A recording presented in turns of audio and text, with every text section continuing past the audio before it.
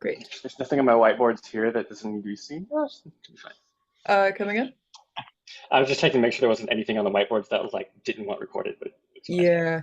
If you at any point say something you don't want recorded, let me know. There's like I'm a person, I'll accommodate. I can like cut it out before I post stuff like that. Hello. I think this is everyone except for Yatarth, so we can just get going. Hi, I'm Elena. If you're here, you saw this on Twitter, so you already know something about me. I know less about you guys, so this is extra fun for me. Yeah, I wanted to make this space because I talk a lot about bodywork and people have questions about bodywork. And if I just keep learning more without ever sharing back what I already know, then that's like some sort of weird silo, and I want to stay more connected than that. So, super loose Q&A space. I guess we can use the Zoom hand raising function, and we'll just go like that.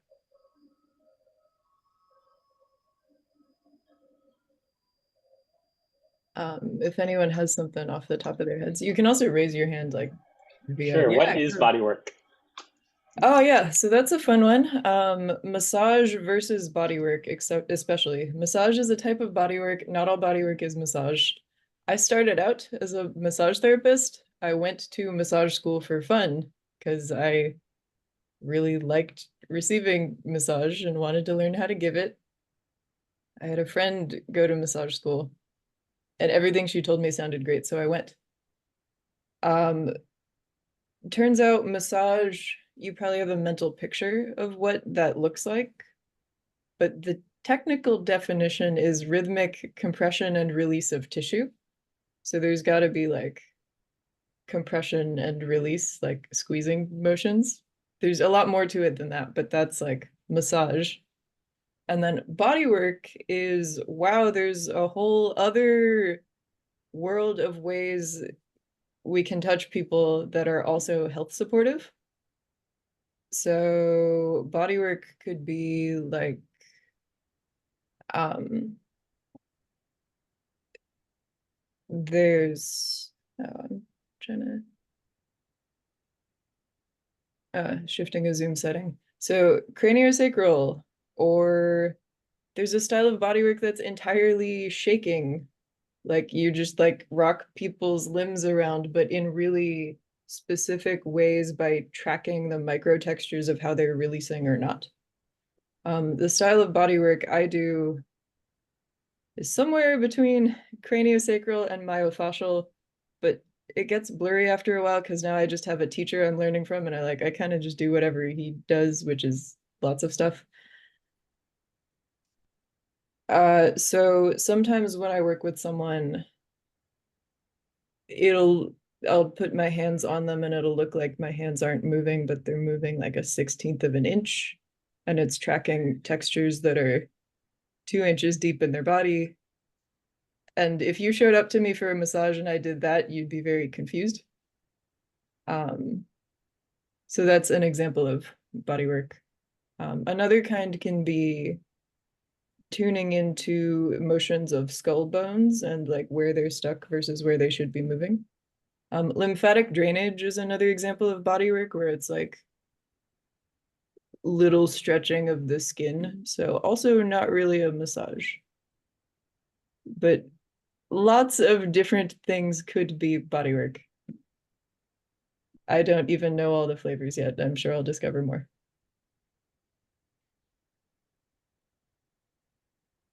Yeah, James.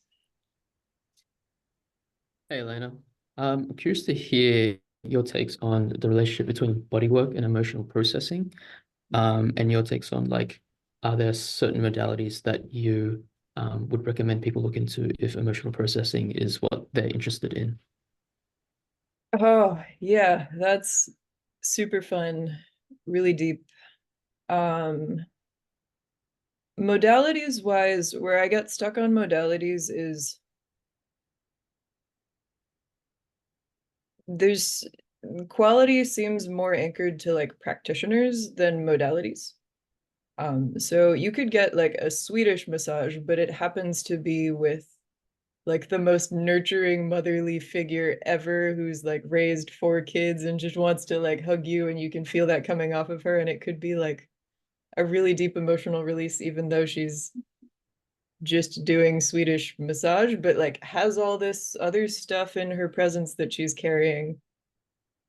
Um, in her energy would be another technical term for it. Um, so some standard spa massage could actually be really great for emotional processing, specifically if your backlog is like, I haven't felt held enough. Then normal massage, good for feeling held. But that said, Esalen massage, Esalen, from the Esalen Institute in California. If you want to find a massage therapist who cares about showing up with attuned presence, that's a good place to look. Their training is about how to do that, but it stops short of being like, oh, here's anger in the body. How do I work with anger? They don't do that. They're just like, they care about being present. And it can work with trauma and emotional dysregulation, but not like directly you don't like start talking about it, and they don't go find it in your tissues.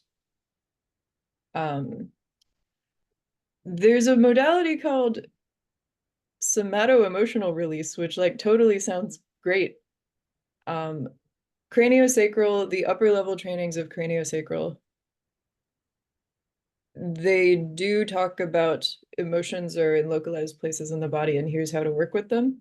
I hesitate to recommend craniosacral because I actually don't see a craniosacral practitioner. I'm like, I just haven't found anyone that I like super click with enough to like really hand over my emotional process to them. So like I'm reading those texts and seeing that it's possible, but I see my colleague Miles, who's in the Bay, who does biogeometric integration and like some other modality word salad that I don't track. But if you had to, if you were like, how do I find somebody like Miles? I'd just say biogeometric integration. But also like, where are you? I'm like, I might start maintaining a list at some point, which might actually be more effective than going by modalities. Visceral manipulation's another good one. That's like the organ stuff that's niche enough that somebody who practices it isn't an average, but like they care enough to go out of their way to learn visceral manipulation, and they do talk about emotions eventually in that training. But trust your inner sense. There are still people who have been in those trainings that I'm like, I wouldn't want to receive from you.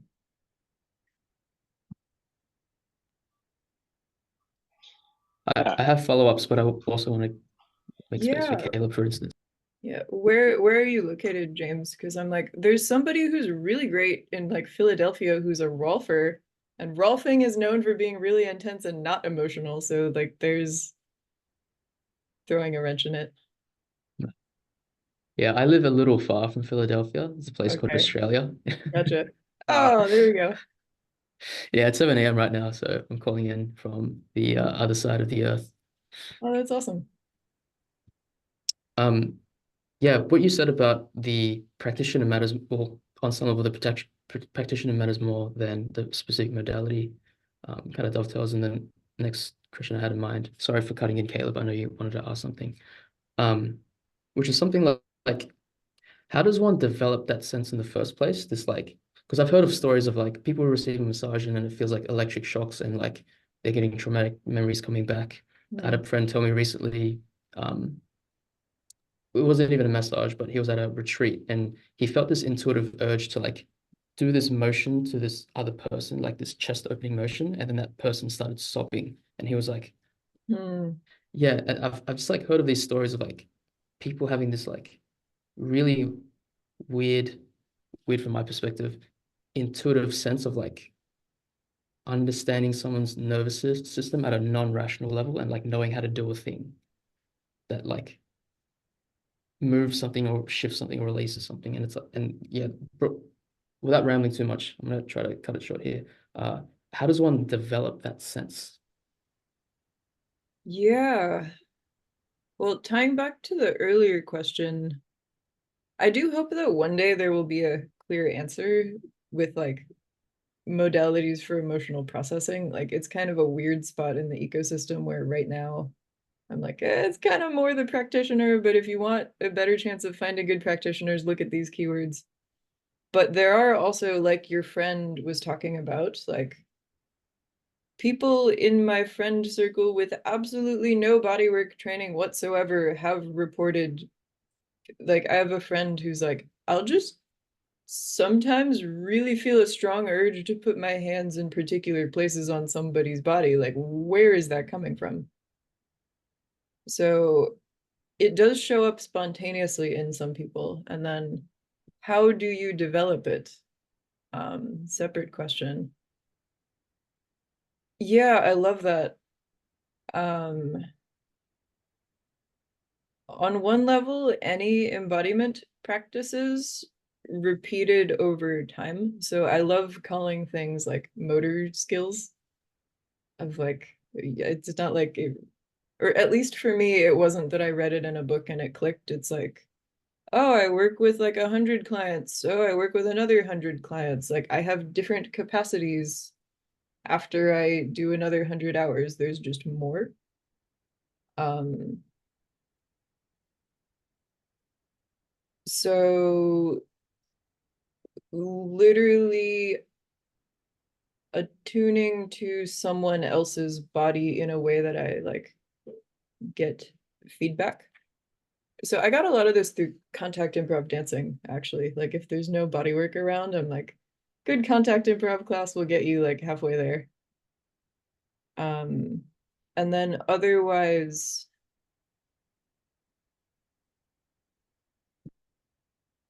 there's probably things that would show up on your own if you just start massaging friends or like touching friends and being curious about what comes up in your experience and if you follow your intuition. Otherwise, I'd invite you to one of our tactile anatomy classes here and be like, come, we're starting to do this, but there's not like a place you can go.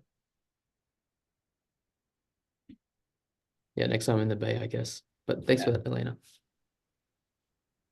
Yeah, and like any massage or bodywork class would do it, but again, with control levels like for the teacher and your resonance with them.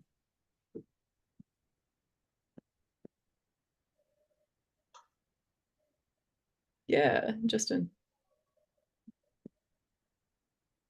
A little bit related to his question, but what are the reasons people seek body work?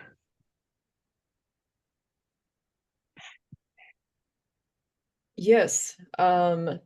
Some people seek it just for like mimetic reasons. They're like, I'm at a spa, I'll get a massage, whatever. But like maybe I'll say, what benefits have I seen bodywork having? I'll like answer a slightly different question. Um, oh, Emotional release or something, but maybe there's other reasons you've observed people wanting to get body work versus massage, and I don't. Yeah. could you say that again? The first part cut out. Oh, sorry. For example, one of the reasons might be seeking emotional processing, but just what are other reasons you've seen that people would seek out body work versus, say, massage? Oh, so bodywork versus massage. Gotcha. Well, if there is a difference there in the reasons people seek it. Great. Yeah. My early compulsion, I discovered, oh, turns out I was really touch starved when I was younger, like even early infancy. I didn't have the vocabulary for that at the time. I just like life just felt always bad for some reason, and I'd be really jealous of people hugging other people. Like that's the only signal I had on that. I like felt a craving for more touch, but I'd never heard anyone talk about that. I was confused.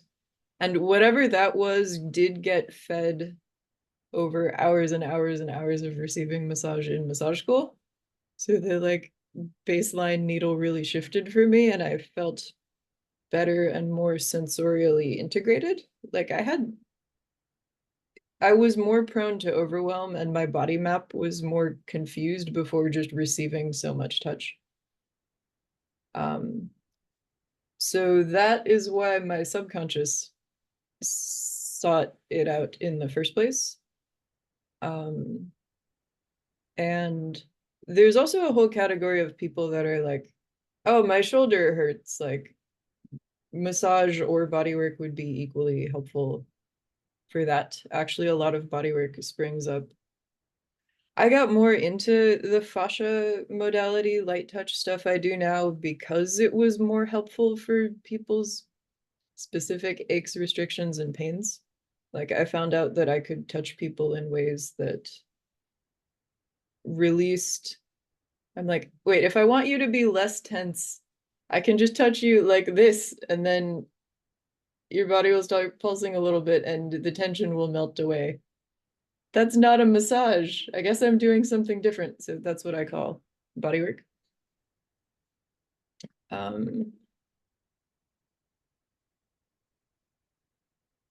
And right, so I have the broad categories of like structural body stuff is a reason people could seek out both massage and bodywork. Sometimes massage is the thing that releases stuck muscles, but there's a lot of different ways restrictions can happen. So different flavors for the different flavors. So there's the physical category of why people could seek it, and then there's the emotional category of why people could seek it. Touch starvation is a really big one. Dysregulation is a really big one. If you're just like want to be held and soothed and calmed, it's super good for that. And the frontier is the stuck emotions that are in like your shoulder, or last week I had a client with back pain. And it's cool that I'm learning to do this. I sensed into it and got an emotional impression of like, oh, there's a sadness that there's not enough, and it's like stuck here, and via touch it's able to move. I mean, touch, attuned touch. And I'm probably doing something energetic, but still learning that.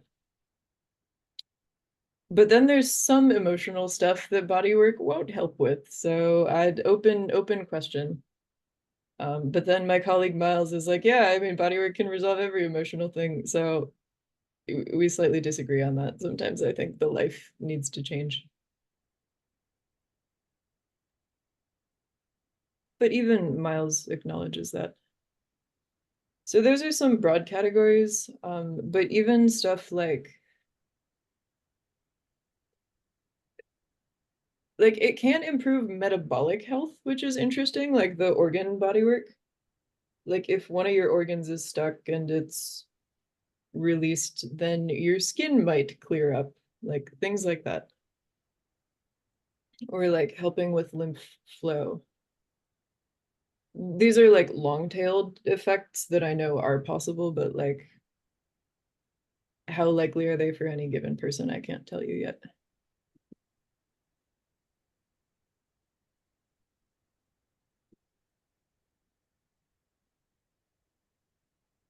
Yeah, next question.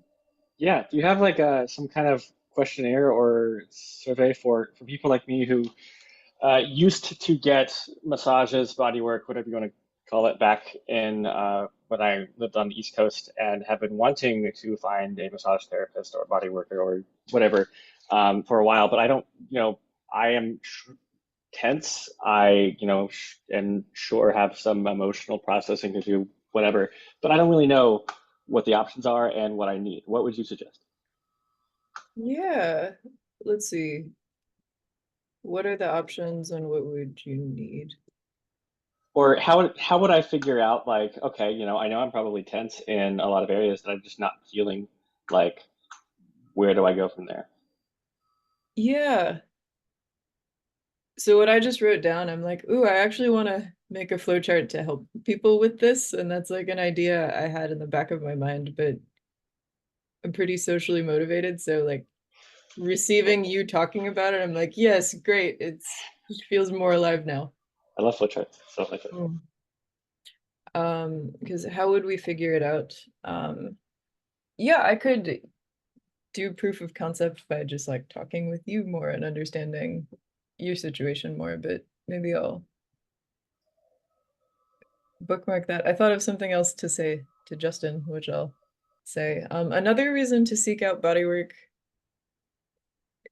I actually want more data on how true this is for everyone, but for me personally, it's like a 10% mood boost to receive a session of literally any style once a month. I think just that much attuned focus on me. And also I'm super touch sensitive. So even without the stories about like what does it do, I'm like, it's a general mood boost in my own life.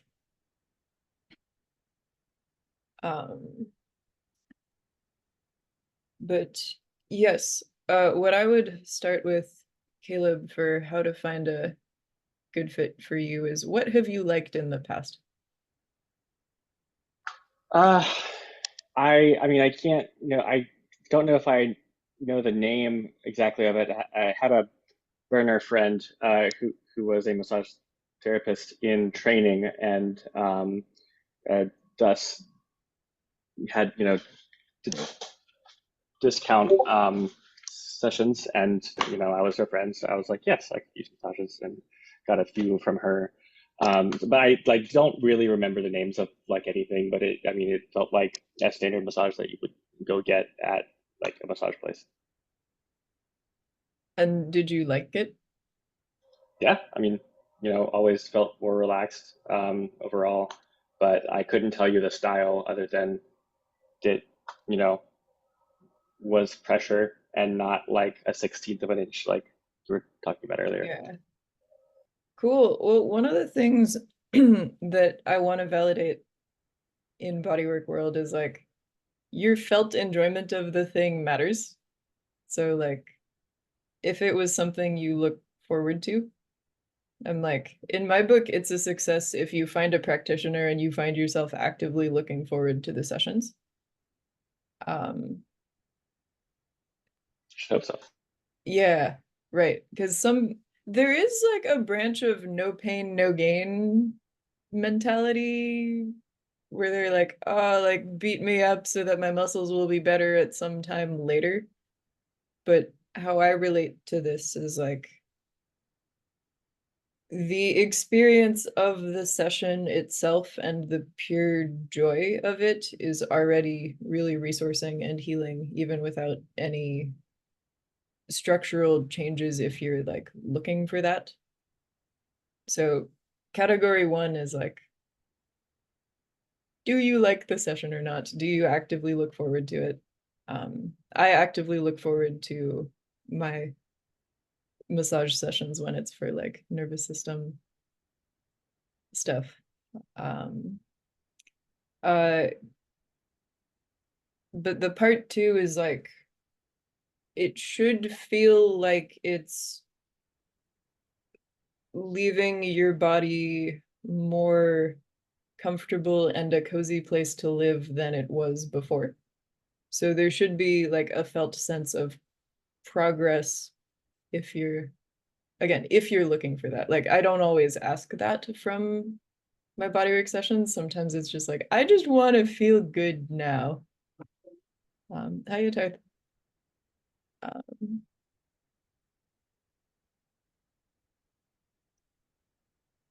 And I like what you said about like just not even knowing what the options are. Like I'm like, oh, clarifying that some sessions are more about like feeling great literally right now, and some are about like resolving adhesions in your arm so that it either feels better or it's just less likely to get injured in the future.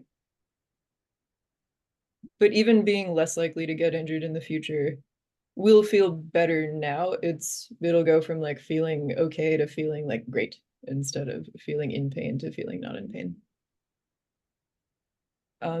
Question for you, anything else you'd like me to include on the flow chart that I will probably make at some unspecified timeline, but that sounds like something I want to exist. Yeah, what are you asking exactly? Yeah, if I made a flow chart for how to find a body worker, like what would you want it to cover? Oh yeah, great question. One of the things that I think would probably be important is like how to tell a person who has actually gone to school from a person who like might say they have and haven't. I'm not sure how often this happens, but I'm sure it does happen from time to time. And like um, people like me who don't know anything about how to look out for that should know. Mm-hmm. The various options, if you're tense versus wanting more like emotional stuff, like James was talking about, what to expect for people who have never had a massage or bodywork before, stuff like that. Mm-hmm. Cool. And I'll turn this over to everyone, actually, of like, if I was like so you're new to bodywork, how do you find a place or fit or practitioner? Anything else you'd want included on that?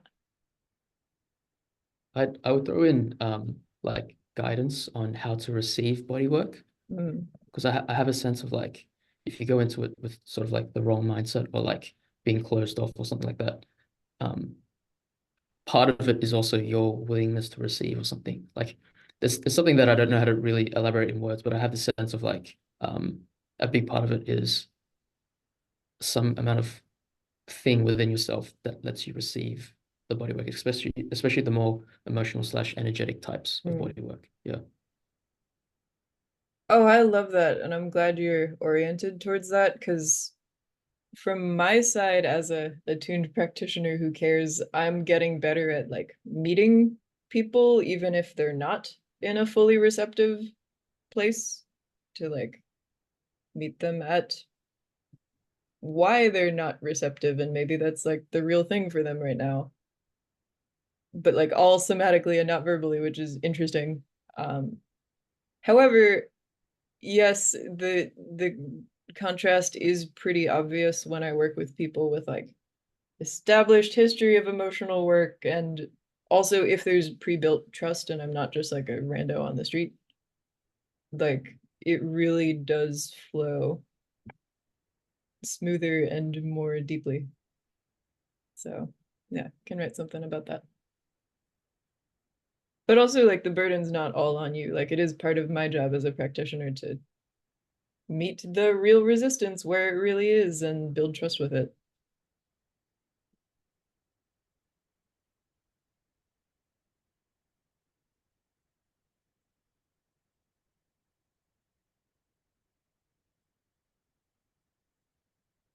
Yeah, I'll close that thread and anything from anyone else.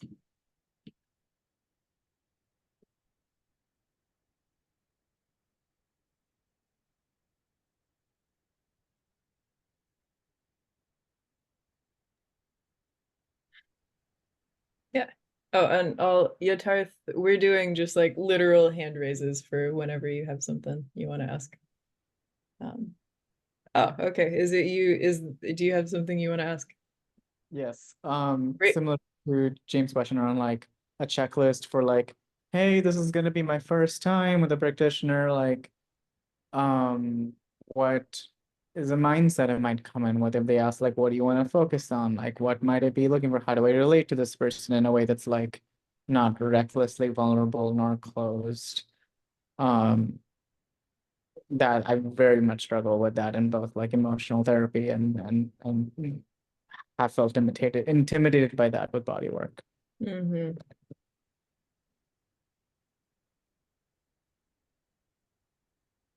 Yeah, let me like just give that some attention now because this is something I was very confused by like 4 years ago when I received my own first session. Of like, whoa, what are they doing? Like, what is in scope for this or not? How much do they know about my body? Are they like purely psychic? Yeah. Bye, Caleb. Thanks. Like, can they tell that I'm super uncomfortable about this thing? And I will be honest and say it's ill-defined and actually depends on the practitioner at the moment. So there are some standard massage therapists that really care about having an emotional check-in like before and after your session. And then at the average spa, it's more of like oh, you're in and out and you like don't really talk except to say a thing or two. But then when I worked in a spa, some people would just talk at me the entire session and they would go into personal stuff without any prompting from me. And that was when I worked at a spa. So there's a wide range of what you can do. Like, it's kind of a norm among spa workers that like some clients fall asleep. Some clients do use it as a therapy session. And actually most spa workers are kind of fine with that and treat it as amusement, but they're not trained therapists. They'll actually just listen, which for randomly sampled people in the US is like helpful, I guess.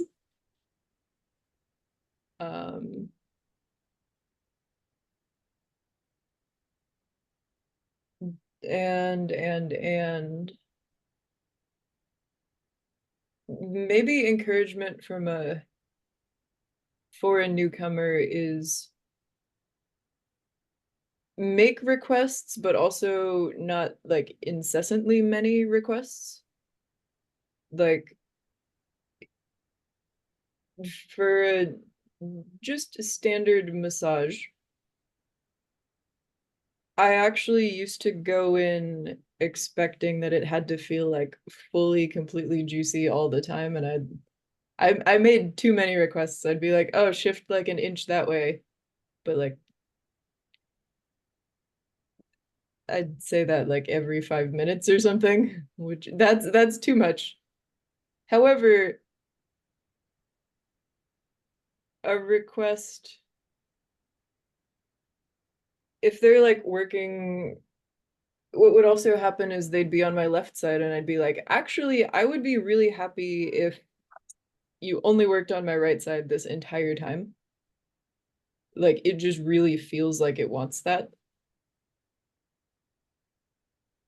That's totally within bounds.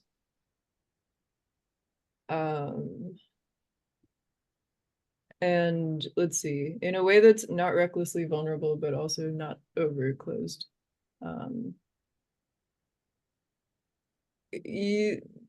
There's a lot.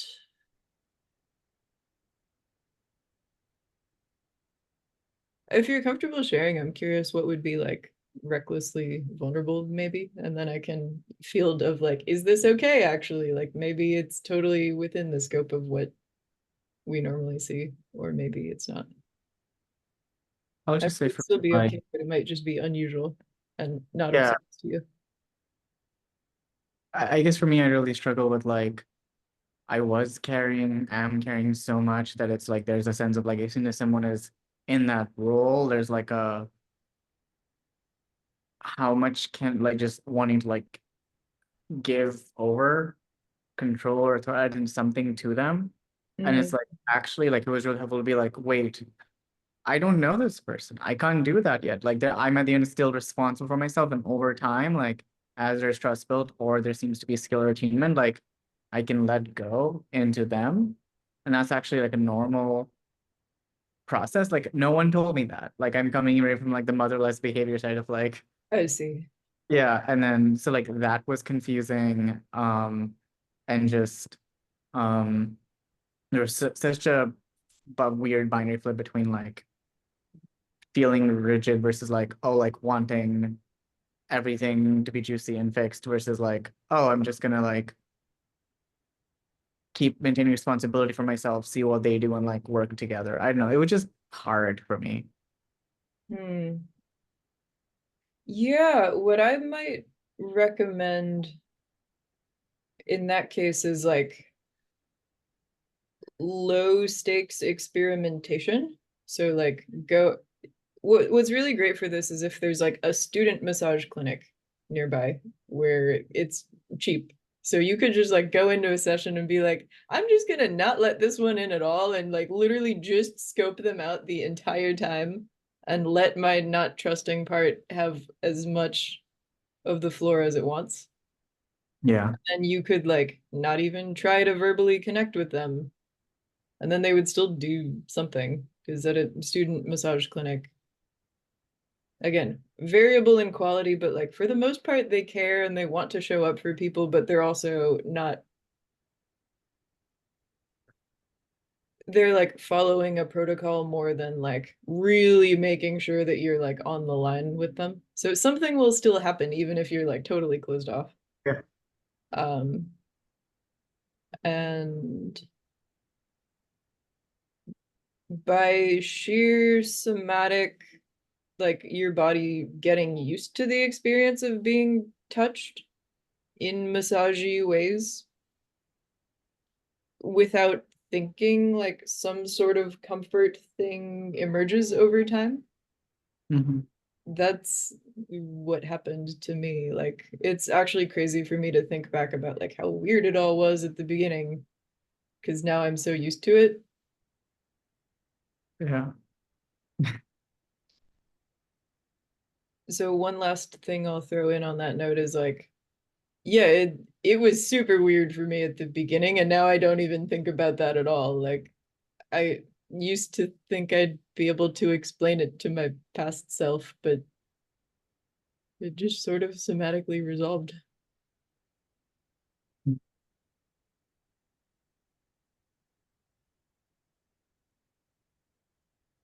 But if it doesn't, let me know, because that's a real experience too, and I would think more about how to explain it or how to, yeah. But yeah, it's there have been sessions I've received, like they're not all good, it's just like over the sum total of it. This is clearly something I love in my life, and that's why I'm a practitioner. Like I've had like 90-minute sessions from like a TA in one of my classes, and I was like super distracted until minute 75. Things like that. One of the things I'm realizing is just that like one of the things I tell people when they're taking drugs, mind altering drugs for the first time is like, hey, take the thing and just like bring it to your nose or tongue and just like taste it or smell it and then just stop and then just notice what's going on for your body.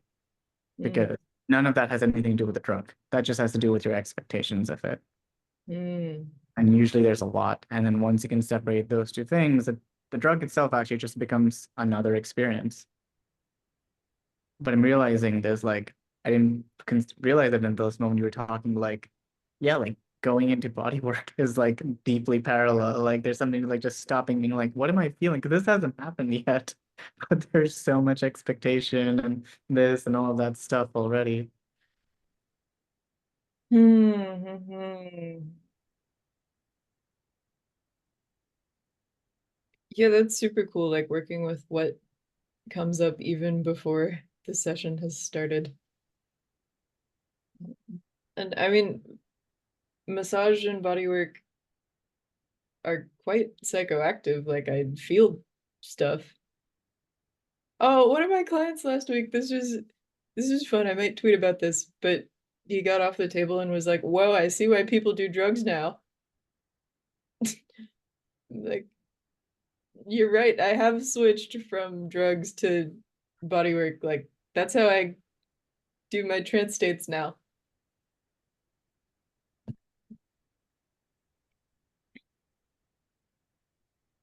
That is such a cool thing for a client to say. Mm-hmm. Yeah, Justin.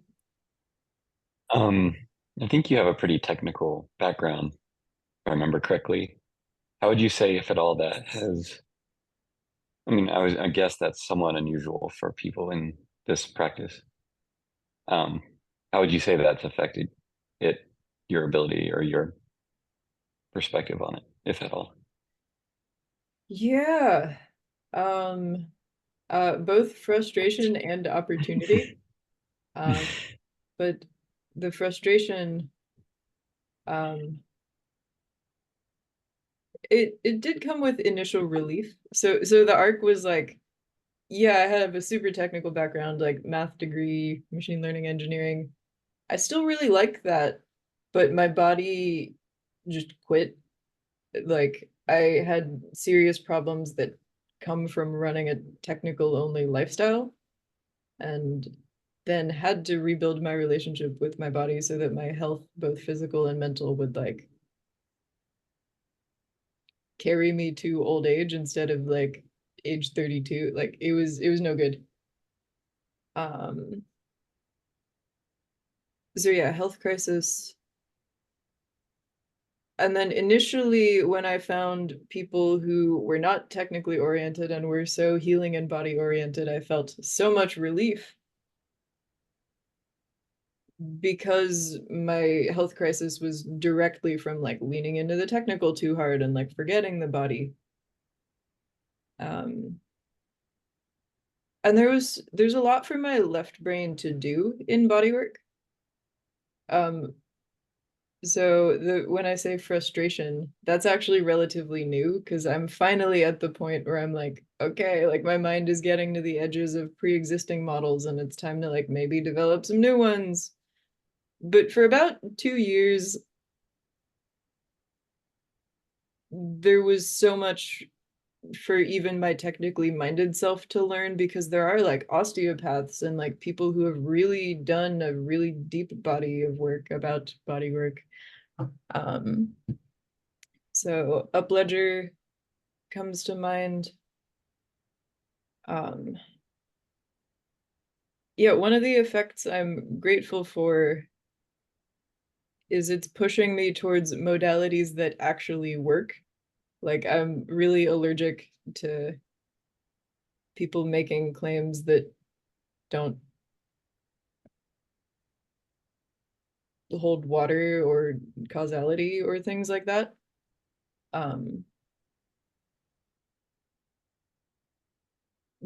But I've seen enough claims that obviously hold water that like my left brain is still here, it's still online, and now I'm getting excited about like, wait, if this is like this, and I literally thought it could not ever be like this, what are the implications of this, and how could we feed it back into society so that the people that actually need the thing that this can do can be helped. So that's why I'm super curious about the emotional aspect of it, for example. Like left brain technical background is just like, I did not realize that you could put that anyone in the whole world could feel sadness in someone else's shoulders. Like that was just not part of my worldview.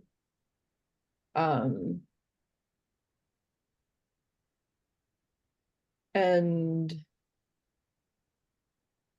there's still something I'm chewing on with like, how can this help more people be more emotionally attuned, but in really objective, unarguable ways? Like localizing emotions in places and bodies like grounds them to me.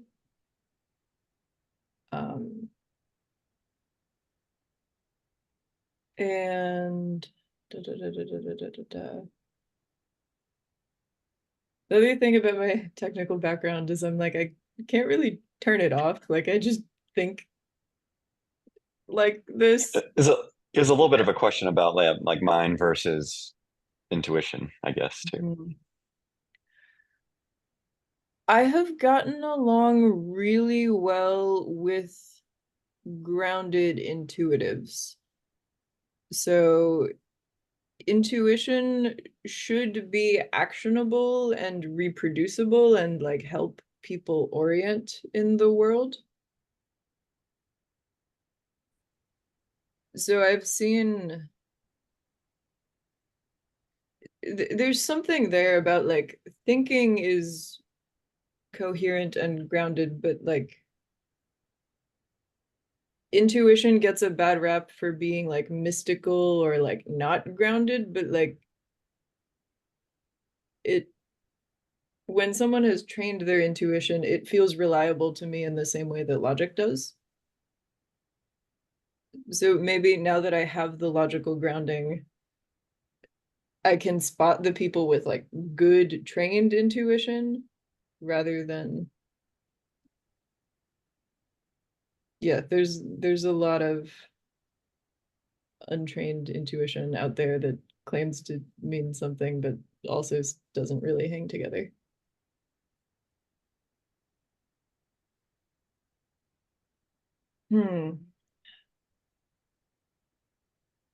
But I like helping the healing world be clearer.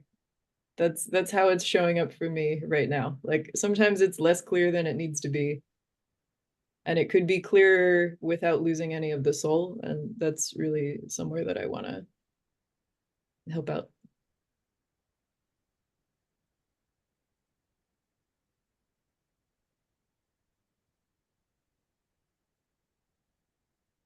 Yeah, James.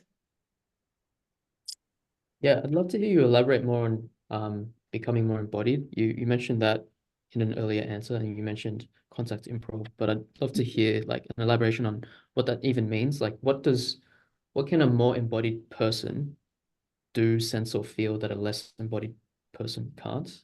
And yeah, what are some more like structured or principled ways of like quote unquote becoming more embodied? Yeah.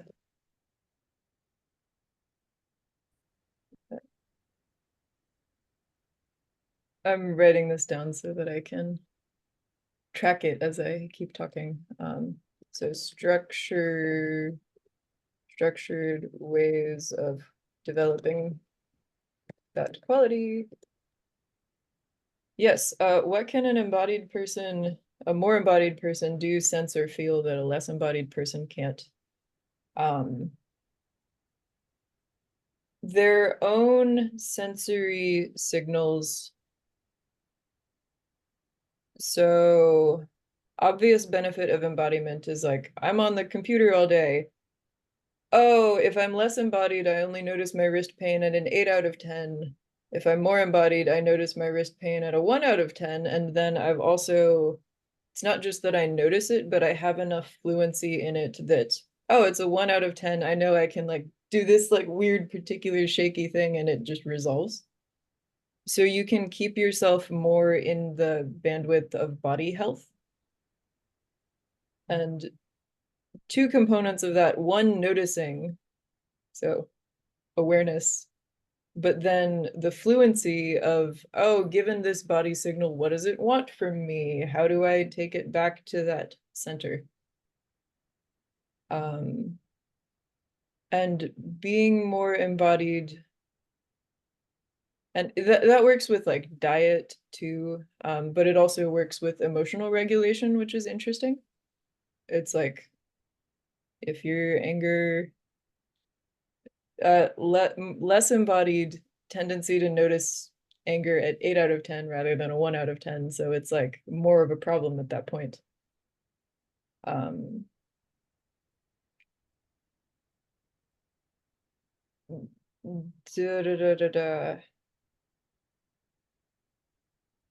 And this works with relationships too, like you'll notice more about how the people around you are feeling, but also feel more actionably oriented. So, because more awareness without like ability to work with it I actually don't know if that's helpful. If you could go in an order, I'd say like embodiment for building the capacity to work with it. Probably helpful before you develop more awareness. And yes, structured pathways for developing this. Another, depending on your cosmology or sense-making systems for the world, embodiment gets me more in touch with my sense of self and my soul. Like there's like decision making, like I don't actually know how people do that without consulting their body. Because I get like contraction from things that aren't good for me and expansion from things that are good for me. So if you're feeling lost in life, not you specifically, but embodiment would probably help people that are feeling lost in life. And mental health stuff, anxiety, depression, like more resolvable through embodiment, in that the rooms full of dancers that I've inhabited, like life just feels better and more meaningful. And then there's a whole, okay, yeah, what else can they sense? So some examples, this is not even bodywork. This is like well-trained herbalists can smell a new plant and tell what it does, like what effect it'll have on a new person's body. And they have not like worked with this particular plant, like it's sensory signals that are available for navigating the world.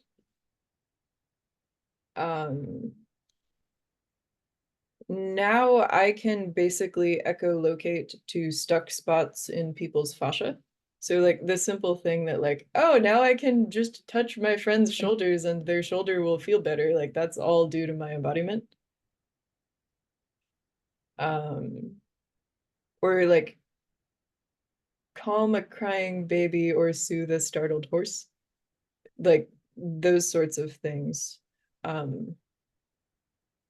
Really, really good for more nature-based societies. Like when you're more in touch with your senses, your society is more in tune with the weather and forces like that, and like where do you find your food sources? So I bet that embodiment would really, really help us with global sustainability. Like that's my long-term thinking. And that it's disembodiment that's upstream of whatever sustainability crisis we have going on. Structured ways of developing that quality.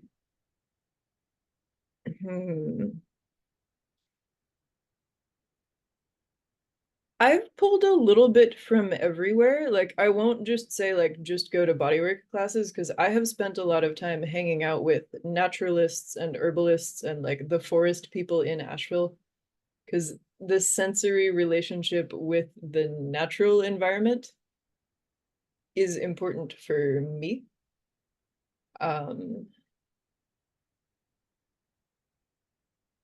So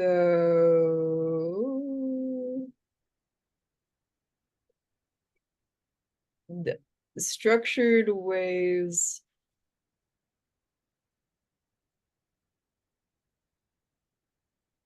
I almost even want to say I'm like, whatever feels like it gets you in your body and your particular flavor of the thing is, like, I actually encourage you to go for whatever far-flung pieces there are.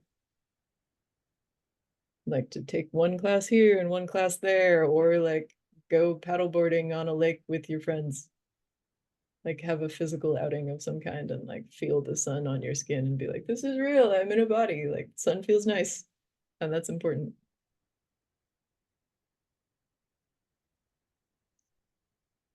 Yeah, I realize we have 4 minutes left at official time, but I will hang out a little longer if anyone wants. But last questions maybe from anyone who hasn't spoken.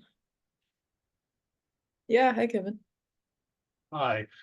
So I got into bodywork because I couldn't actually walk anywhere. Okay, So there was like a lump behind my left knee and I couldn't get it out, and somebody got it out, and then my knee could bend again. great. Right. And there were a lot of those things because I sat at a desk for all of COVID and didn't walk anywhere and didn't do anything and didn't even have the standing desk.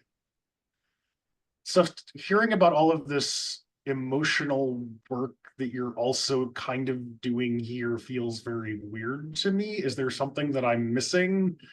Because what I'm really saying is, hi, could you free up this muscle specifically? Because I can't feel my hand anymore. Great. I'm actually, what like modality or practitioner did that for you?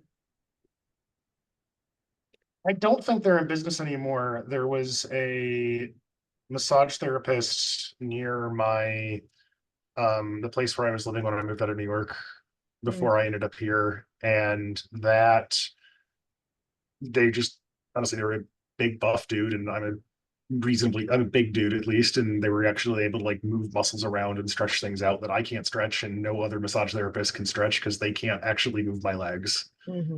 Um, that was not the most effective practitioner I've been to. That BGI you mentioned, I have a practitioner for that who's local, and that's been very effective. Oh, heck yeah. Yeah, but like, go sit on this table for 2 hours and walk away with the ability to bend your knee past 90 degrees for the first time in 5 years. That was what I got out of that. Yeah, I think it was just straight body work massage stuff. I've tried a lot of weird modalities. Honestly, the weirdest one was Bowen. But I think your thing about practitioner over what they actually call themselves is more important, has been very real. But yeah, so it's weird, but it is weird hearing you talk about all this emotional work that's coming along with the body stuff, where I'm just like, nope, they fixed my arm, they fixed my elbow, we're working on the knee, but that's variously improved. Great. They put my shoulders back into alignment. Yeah. So I'm actively appreciating this because this is like I mentioned at the beginning of the call, I'm like, before I get siloed by just like learning more and following my curiosity, I want to stay in touch with like what's actually alive for people in my network, and like hearing how important that was for you. I'm like, great, like up leveling even the pure mechanical. Like sometimes people hurt, and having a body practitioner who's good at unbending or wait, restoring range of motion to people's knees for the first time in 5 years. Exactly. Yeah. Is like actually really important that somebody on this earth is able to do that. And because if a doctor would have looked at your knee, like, yeah, what would have happened? They'd be like, I just don't do that. Yeah. Well, they were talking about burning out some nerves, and did test that, but also I ended up with surgeries in both elbows because I lost feeling in both hands. And so they pulled the nerves around. Okay. And I can't say that was totally effective. Whereas I had a lot more work with body work where they're like, okay, let's help you get your neck into alignment and keep it there, which admittedly involves buying a new car. Great. Yes. Yeah. It's good at sparing people from surgeries. I don't know if y'all have seen that, like, there's some viral video of like a surgeon who quit, maybe not, because back surgery wasn't that effective, as per his data gathering over 9 years. But I have a teacher who does super mechanical trigger point stuff, and she's like, yeah, if anyone's getting shoulder surgery for bursitis, like that's an unnecessary surgery. Send them to me and I will like poke them for an hour or two, and then they won't need a surgery. Yep. So that is a whole category of bodywork that exists. Yeah. And I Right. I kind of expected to wind up doing that given my technical background, but here I am in emotional relational side also. But Yep. I can certainly do some of that stuff, but not as much as my teacher who's like super confident in sparing people from bursitis surgery. Yeah.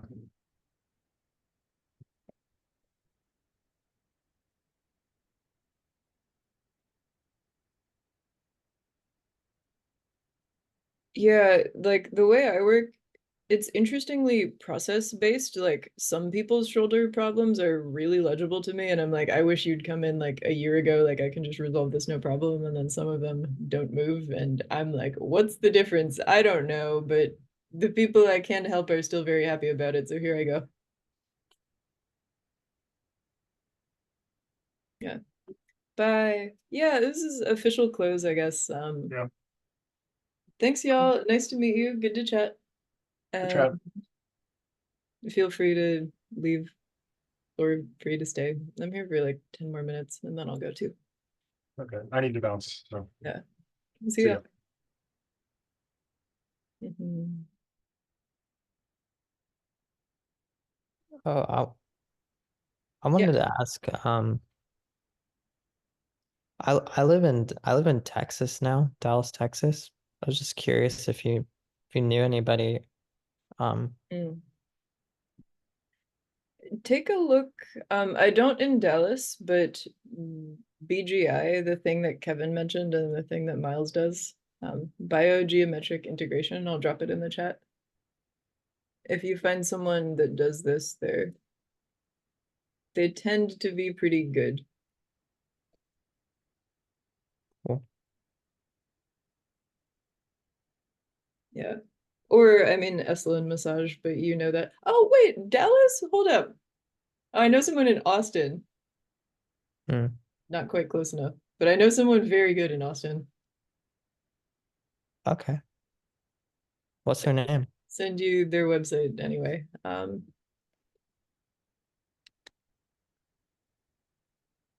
You know what you could do? You could write to Lance and ask if they know anyone in Dallas.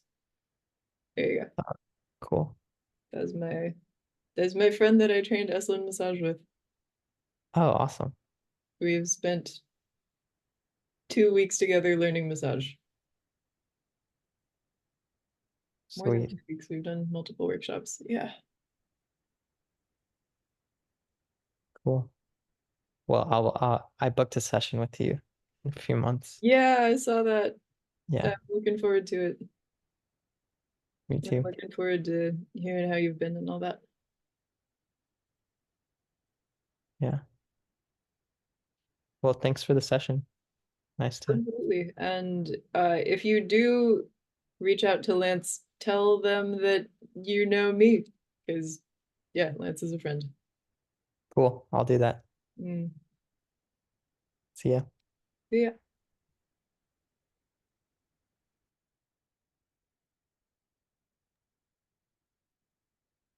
Are you heading out, Robin?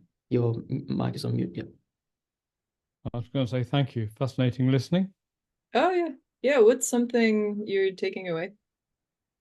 Well, I think I was a techie person who almost became a body worker, so Oh. just fascinated by your take on it. Hmm. Which modality did you learn, Robin, if you don't mind me asking?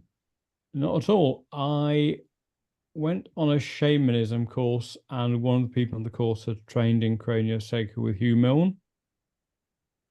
So I went to various craniosacral introductory weekends and seminar osteopathy. And then I had the two best things I did in my life. One was Alexander Technique in my 20s, which really meant I could work at a desk.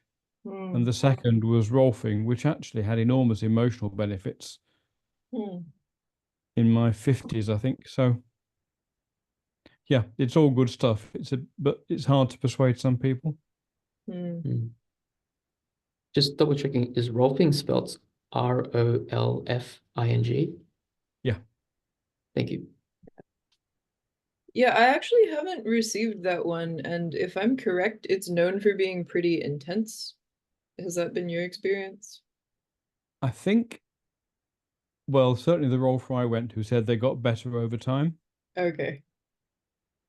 Yes, it did have that reputation, but I also felt that Ida Rolf deserved a lot of credit because she could do amazing stuff and she could train other people. Where someone like Andrew Taylor Still, who was the founder of osteopathy, certainly in the States, could do stuff, but his disciples or people he trained, it didn't last more than a generation or so. Yeah. So I think, you know, Ida Rolf was really quite awesome for that reason.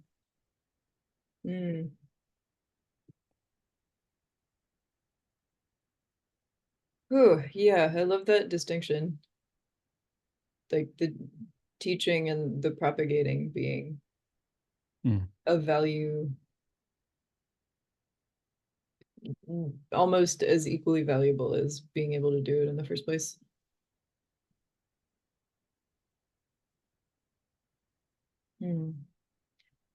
Yeah, it's curious.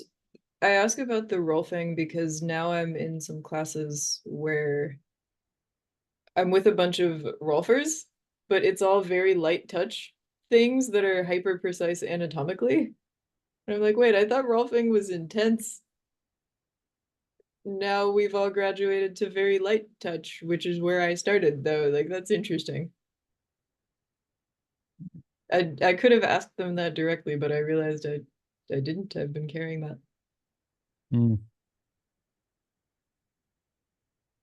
Certainly the sessions I received were awesomely good. And I mean, the weird thing is I wasn't particularly going for an emotional benefit, but it was a difficult time of my life and it just helped enormously. And I think it just does that by breaking up patterns in the sense that things in the mind and the emotions have echoes in the body. If you can break up those tensions, you can get the, you know, it can have the effect in the other direction. So yeah, I thought it was awesomely good. It wasn't light touch, but it wasn't super painful. Gotcha. Okay. So I guess there's been an evolution because, yeah, the particular teacher I'm learning from is a rolfer, but is now very light touch too. So these things evolve over time.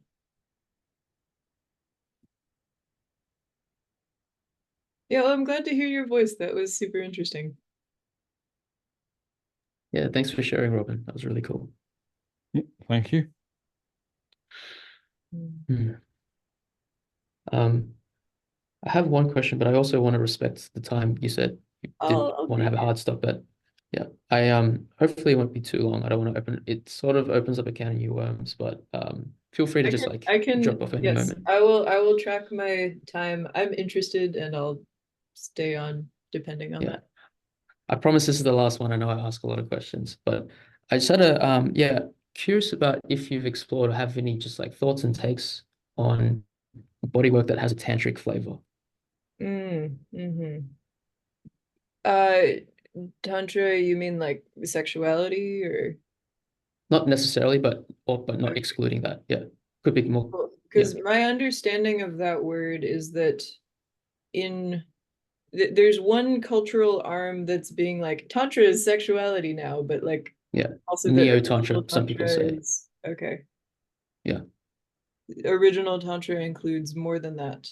And that's about my understanding of what the word Tantra means. I haven't particularly followed it. So I could talk about bodywork and sexuality, or I could talk about bodywork and Tantra. Which of these would you like me to talk about? Bodywork and sexuality. Yeah, so there's a thing called sexological bodywork. I actually don't know much about it, and it sounds like a funny made-up word, but the sexological bodyworkers that I've met have been like great people in integrity who are good at helping people with sexuality. There's one in particular in Asheville. It often crosses wires confusingly for people when they first receive it. Maybe that's something for me to add in the like intro to bodywork post. Because a lot of people are like, I've never been touched with this much attention by anyone other than an intimate partner. Like, what's going on? And then they will feel aroused. And then from my side as a practitioner, I've so thoroughly cultivated the platonicness of this level of intimacy that I'm like, I'm just not even in that space, but like if you read my intro documents, I even have a little section. I'm like, there's like 12 weird things that might happen in session, and one of them is like, you might feel aroused. No, I won't kick you out. Like, it's fine. This happens. This is a body process. If you're not used to receiving this much touch, the wires might just be crossed. You might not have a pathway for non-sexual intimate touch yet. Like, it'll show up over time, I promise you. But then it's not most body workers, but if you like specifically want to find a touch practitioner who will also engage with sexuality, they do exist, and they are called sexological body workers, and I don't actually know much about that.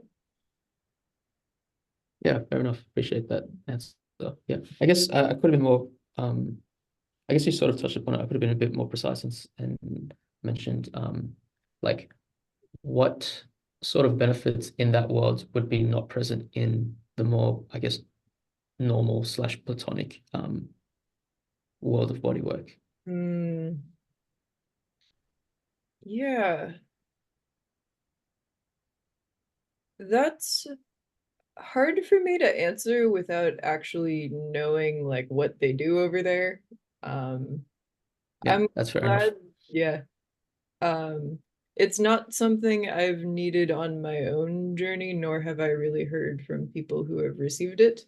But I can mentally, like, if I had to guess, I'm like, there's lots of ways that sexuality can get stuck, and engaging with touch about those ways might help in the same way that there's lots of ways that sadness can get stuck, and like touch can help come into a healthier relationship with that. Yeah, that makes a lot of sense. I have personally faced a lot of like like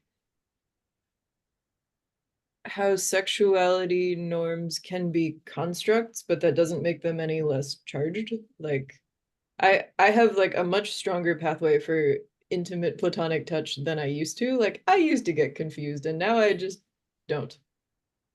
So it really used to be that if I received that much touch, some part of me would sexualize it. And now I don't.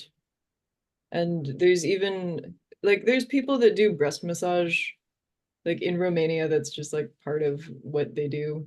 And at women's gatherings, it's like there's lots of lymph in here. Like, why are we all avoiding this? Like, it's helpful for an overall feeling of body circulation to actually touch this area. Like, why is it weirdly walled off?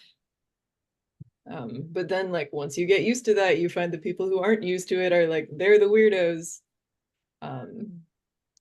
But that also doesn't make it less real for the people that are in it. Yeah. So yeah, sexological bodywork. I've also been hearing good things about ISTA. I don't know if you've heard of ISTA. Vaguely, I've never been to a retreat, but I've seen it mentioned on the timeline a few times. Cool. It's like overstimulating but helpful is the read I get. Yeah. Yeah, I've vaguely heard of some strange like cult-like behavior or something, but I haven't really looked into it. Yeah. Yeah. It's a big word out there. Lots of things to explore. Lots. That's about par for the course of like intense emotional work gatherings. They're all like a little culty in some ways. Yeah, but any other, if you have like a quick question, I can do it, and then we can close. I'm all done. I really appreciate you taking the time, especially the extra time after the call to answer these questions. Yeah, what's something like that really stuck with you out of this? Because right, for me, this felt like super easy. So hearing your appreciation, I also appreciate that. Because part of it's like, this was too easy. It can't be important. Oh, but yes, it can. Yeah. For me personally, I think I'm sold on like becoming more embodied. I was like kind of hoping more for a textbook answer, but I also understand why like there probably can't be one. You just kind of have to like try stuff that is quote unquote embodied and see what your personal body enjoys and whatnot. Yeah. And I think I was like thinking about learning some sort of bodywork, but I think I'm sold on focusing on my personal embodiment first for some time period before jumping into learning some form of bodywork. Yeah. Great. Yeah, because there literally was a point in my massage journey. Like one of the things they teach me in standard massage school before I even take all the continuing education classes. Like the more comfortable you are, the more comfortable they are. I'm like, oh, I'm in chronic pain. Oh, my bottleneck to becoming a better practitioner is resolving this. So that was a really nice alignment of incentives. Now I can look back on that and be like, I'm so glad I put in all that effort to get more comfortable in here. This life is just baseline better now. And yes, my clients do enjoy their sessions more. Yeah, that's lovely. Well, nice to meet you both, and I will see you around the internet. No worries. Thank you so much, Elena. See you, Robin. Thank you. Okay.